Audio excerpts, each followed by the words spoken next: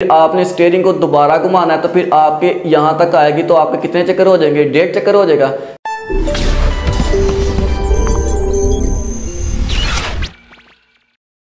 अस्सलाम वालेकुम दोस्तों, उम्मीद करता हूँ आप तमाम लोग खैरियत से होंगे। अल्लाह पाक आपको अपने हिफ्ज़ और ईमान में रखे। आप देख रहे हैं ऑटो के यूट्यूब चैनल। दोस्तों, जिन लोगों ने अभी तक चैनल को सब्सक्राइब नहीं किया उन तमाम लोगों से गुजारिश करूंगा चैनल को सब्सक्राइब कर लें और बेल आइकन पर जरूर प्रेस कर दें ताकि आप तक आने वाली वीडियोस मैं आसानी के साथ पहुंचा सकूं। दोस्तों, EFE ऑटो इलेक्ट्रीशियन का कोर्स चल रहा है, ठीक है। इसके अलावा जनाब यूट्यूब पर मैं स्टेप बाय स्टेप वक्तन फवक्तन जब भी मुझे टाइम मिलता है मैं वीडियो अपलोड करता हूँ। वो किस लिए करता हूँ कि जो लोग मेरे तक नहीं पहुँच सकते, जो कॉलेजेस के अंदर बैठे हैं, जो इंस्टीट्यूट के अंदर बैठे हैं, डिप्लोमा ऑफ एसोसिएट इंजीनियर का डिप्लोमा कर रहे हैं या जो भी काम कर रहे हैं, उन लोगों तक मैं वीडियो पहुंचाता हूं ताकि वो ऑटो इलेक्ट्रीशियन का काम सीखें और अपना रोजगार कमाएं। और इसके अलावा इंस्टीट्यूट के अंदर भी मैं काम सिखा रहा हूं। 4 मंथ का डिप्लोमा है, ठीक है, जिसके अंदर मैं ABS, EPS, एयरबैग यानी कि हर किस्म की EFE गाड़ियों की इंफॉर्मेशन मैं उस तक पहुंचाता हूं ताकि उसका ऑटो इलेक्ट्रीशियन का काम सीखे वो जनाब बाहर चला जाए। अगर यहां से डिप्लोमा कर लेता है वो सीधा बाहर जाकर अपना रोजगार कमा लेगा, लेकिन अगर पाकिस्तान में करेगा तो 1.5 साल उसको लगाने पड़ेंगे। डिप्लोमा करने के बाद किसी वर्कशॉप के अंदर 1.5 साल लगाएगा तो फिर वो अपना काम शुरू कर सकता है, वर्कशॉप बना सकता है, ठीक है। ये कोई सबक बाग नहीं, मैं शॉर्टकट तरीके से आपको चीजें एक्सप्लेन कर रहा हूं। और चूंकि यूट्यूब पर हमने पॉलिसी को ज़हन में रखना होता है, हमने 5 से 6 मिनट की वीडियो के अंदर हमने लिटरेचर को कवर करना होता है ताकि आप लोग आसानी के साथ चीज को शॉर्टकट तरीके से समझ लें। अकेडमी के अंदर हमने डिटेल करनी होती है, लेकिन लिहाजा मेरे पास इस वक्त ये करोला का डंडी सोच। लोगों ने पूछा था कि जनाब किसी भी गाड़ी के अंदर जो स्टीयरिंग कॉलम होता है वो क्या काम करता है और अगर हार्न मिस कर जाए तो इसकी क्या क्या चीजें आती हैं। फॉर एग्जाम्पल के तौर पर मैंने आपके सामने ये रखा है करोला का डंडी सोच, न्यू मॉडल गाड़ी है, ठीक है। करोला का उसका ये डंडी सोच इस तरह का होता है, ठीक है। इस तरफ चूंकि मैंने आपको बताना है कि यहाँ से आपकी गाड़ी के लाइटें लो और हाई ऑन होते हैं, इसके अलावा इंडिकेटर ऑन होते हैं और इस साइड से आपकी गाड़ी के अंदर वाइपर ऑन होते हैं, ठीक है। 2 चीज़ें आपको मैंने क्लियर कर दी। अब आता है जनाब ये जो मैंने आपको बताना है, ये मैं इस वक्त घुमा रहा हूँ, जिसको हम कहते हैं स्टीयरिंग कॉलम। स्टीयरिंग कॉलम क्या होता है मैं आपको पहले शेयर करता हूँ। स्टीयरिंग कॉलम होता है ये टोयोटा की गाड़ियों के अंदर या कोई भी ऐसी गाड़ी है जिसके अंदर आपको स्टीयरिंग कॉलम मिलेगा। इसके 2 काम होते हैं, एक तो इसने गाड़ी के अंदर हार्न को चलाना है, दूसरा काम ये होता है कि इसके अंदर जो फीता होता है इसने गाड़ी के एयरबैग को स्टेबल रखना होता है, ठीक है। गाड़ी का एयरबैग भी इसी के जरिए चलता है और गाड़ी के अंदर जो हार्न का सिस्टम होता है वो भी इसके जरिए चलता है। इसके अंदर 5 से 6 तारों की फिरकी होती है जिसके अंदर जनाब ये इसके अंदर 5 चक्कर होते हैं, ठीक है। जो फिरकी होती है वो आपस में घूमती है, जब वो फिरकी बंद हो जाती है तो जनाब ये भी एंड पे आ जाता है। ये देखें इस वक्त ये एंड पर आ गया है, इसको इस तरफ घुमाऊंगा, इस तरफ नहीं घुमा सकता मैं, ठीक है। लेकिन ये होता है स्टीयरिंग कॉलम, इसके चक्कर होते हैं 5।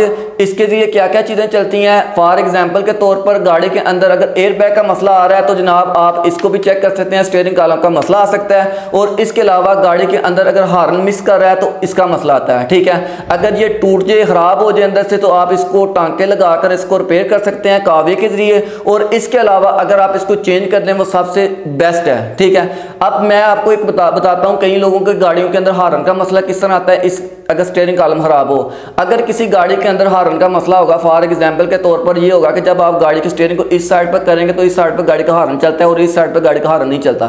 फॉर एग्जांपल इस साइड पर स्टीयरिंग काटते हैं तो यहाँ पर एक गाड़ी का हार्न चलता है और इस साइड पर हार्न नहीं चलता। या कोई ऐसी जगह आ जाती है, दरमियान वाली जगह आ जाती है जहाँ पर गाड़ी का हार्न मिस करता है, तो समझ लें कि जो मिस कर रहा है ना तो वो आपकी गाड़ी का रिले का मसला नहीं है, आपकी गाड़ी का हार्न का मसला नहीं है, तो आपकी गाड़ी के अंदर जो स्टीयरिंग कॉलम होता है इसका मसला है, ठीक है। अगर तो जनाब किसी एक जगह पर हार्न चलाते हैं तो सही चलता है, लेकिन एक जगह पर काटने के बाद हार्न नहीं चलता तो आपकी गाड़ी के अंदर स्टीयरिंग कॉलम का मसला आता है, ठीक है। आप स्टीयरिंग कॉलम को चेंज कर देंगे आपकी गाड़ी का मसला हल हो सकता है, लेकिन अगर इसको आप रिपेयर करना चाहेंगे तो वो भी कर सकते हैं। इसके अंदर 6 तारें होती हैं। इसके अलावा जनाब एयरबैग होता है, एयरबैग इसके जरिए चलता है। अब मैंने आपको बताना है कि इसके चक्कर कितने होते हैं। हर गाड़ी का स्टीयरिंग कॉलम जो होता है वो डिफरेंट चक्करों में होता है, ठीक है। लेकिन ये जो मेरे पास जो स्टीयरिंग कॉलम है इसके हैं 5 चक्कर। इसके ऊपर भी लिखा होगा जनाब पूरे 5 चक्कर, ये देखें 5 टर्न्स, ठीक है।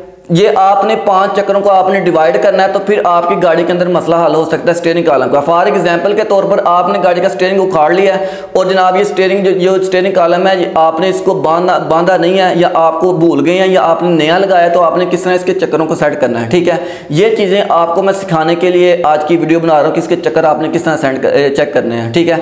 इसके लिए मैं क्या काम करूँगा, मैं इसके लिए कैमरे को यहाँ पर प्रॉपर तौर पर फिक्स करूँगा ताकि सिर्फ यही दिखे और मैं आपको आसानी के साथ चीज़ें एक्सप्लेन कर सकूँ कि ये किस तरह होते हैं। ठीक है, अच्छा दोस्तों, इस वक्त मैंने कैमरे को स्टीयरिंग कॉलम पर फोकस कर लिया है। ठीक है, इसके ऊपर मैं आपको बताने वाला हूं कि किसी भी गाड़ी के अंदर जो स्टीयरिंग कॉलम लगा होता है उसके चक्कर आपने किस तरह सेट करने हैं। इस वक्त आपको ये नज़र आ रहा है कि ये 5 टर्न लिखे हुए हैं, यानी कि ये स्टीयरिंग कॉलम 5 चक्रों वाला है। ठीक है, इसके बाद मैं आपको एक चीज़ दिखाता हूँ कि आपने इन चीज़ों को बड़ी ध्यान से देखना है कि आप ये ग्रिप लगी हुई है इसके ऊपर, ये जो ग्रिप लगी है इस ग्रिप के नीचे बिल्कुल साइड पर एक तीर का निशान है, एक तीर का निशान है। इस ग्रिप के बिल्कुल नीचे के तीर का निशान आपने देख लेना है, और इसके अलावा इसके नीचे आपने एक तीर का निशान देख लेना है। इस तीर के निशान को आपने फोकस कर लेना है। ठीक है, एक तीर का निशान ये है, एक तीर का निशान ये है। इस ग्रिप के बिल्कुल नीचे वाला जो टक है इसके अंदर तीर का निशान है।